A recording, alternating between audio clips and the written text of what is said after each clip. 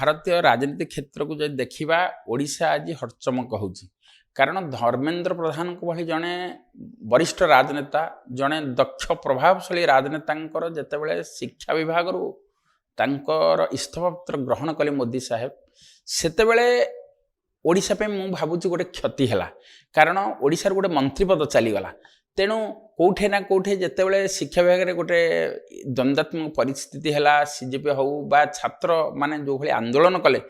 आगरे सरकार मुंड नुआईले और शिक्षा विभाग धर्मेंद्र प्रधान हाथ चलीगला बाबू हाथ जितेबाला चलीगला शिक्षा विभाग से मोदी कौन करेंगे कारण ओडिशार तो क्या ना क्या मंत्रीपद दिज्व एपटे हटचमक चली जे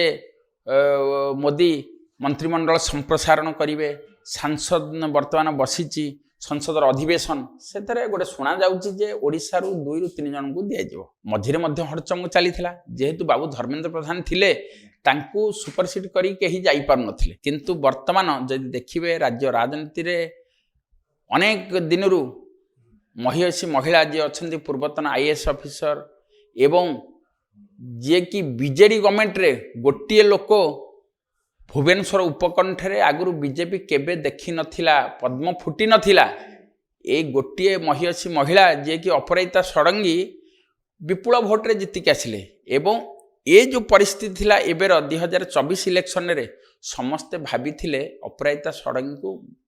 माने जीति पारिबे नाही एवं बहु कष्ट करिया पड़िबो सुर राउत पुआ मनमथ राउत जीतिबे जोठे नवीन गड़ नवीन बाबूंकर दबदबा थिला पांड्यान गोटी चालना थिला एवं बीजेडी समस्त नेता एवं बीजेपी भी अनेक नेता चाहू नथिले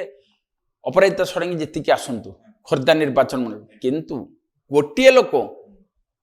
आशा ठारू अधिक भोट्रे जीतिक आसीथिबा लोक होचंती अपराजिता षडंगी सांसद महोदय तेणु सेठे कौन है ना वर्तमान जहाँ देखा आगुरी तांकर शिक्षा विभाग में अनेक दक्षता रही जितेबाला सी ओडिशा कैडर आईएएस ऑफिसर थिले से सब कलेक्टर हंतु कलेक्टर हंतु शिक्षा विभाग सचिव हंतु शिक्षा विभाग सचिव जो थिले बहुत काम करिसेंती माने शिक्षार संस्कार आनिछंती ये ड्रेस कोड प्रचलन करिसेंती पिला माने छात्र छात्री मानकर ड्रेस कोड ठू आरंभ करी ये शिक्षयित्री शिक्षक मानकर ड्रेस कोड प्रचलन करथिले तेणु वर्तमान सर्वाग्रे देखा जाउछि जे अपराजिता षडंगी मोदींकर मध्य अति पाख लोक एवं मोदींकर गुड लुक रे कुआडे अछंती एवं से विभिन्न कमिटी रे मेंबर अछंती पार्लियामेंट जो कमिटी अछि तार मध्य अनेक कमिटी रे से योगदान करिसंती पूर्वरु जेतले से डेपुटेशन जाइथिले सेतेबेले से आरएनबी बा जो ये नगर उन्नयन विभाग मध्य से सेक्रेटरी थिले जुग्म सेक्रेटरी तेणु कथा जदि देखा ओडिशार गोटे सुनामधन्य आईएएस ऑफिसर थिले तांकु नेकी एवं महिला कार्ड जदि महिला कार्ड मोदी खेलिबा को चाहिए ताहले तांको ना मध्य सर्वाग्रे आसुची एवं जने वरिष्ठ आईएएस ऑफिसर एवं निष्कलंक लोक तेणु बीजेपी कोठे ना कोठे ओडिशा पई गोटे पद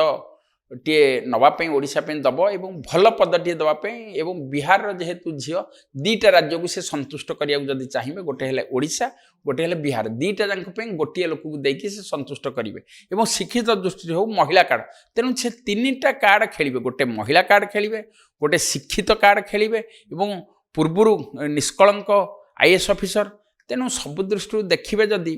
गोटे हूँ से जन्मस्थान हूँ बिहार तांकर आईएएस कैडर हूँ ओडिशा एवं झील हूँ बिहार ओडिशार बोहू तेणु दीटा जांक राज्य को जदि देखा ताहले संतुष्ट करिया गले मोदी साहेब अपराजिता षडंगी सर्वाग्रे दबार जहाँ योजना रही शिक्षा विभाग हो बा पेट्रोलियम विभिन्न विभाग वरिष्ठता भितर दिजापी योजना चली आउ गोटे जदि देखा मनमोहन सामल जे कि राज्य राजनीतिर चाणक्य कहले अत्युक्ति होना आज जदि बीजेपी मंग धरी थिले एवं जेतेले आपण देखिबे पांड्यान बाबू जाइथिले मोदी साहब देखा करियो पांड्यान बबिदास एवं दिल्ली रे गोटे लोक अड़िकी बसी थिले सी होउछन्ती मनमोहन सामल एवं मनमोहन सामल जेतेबेले आसिछन्ती राज्य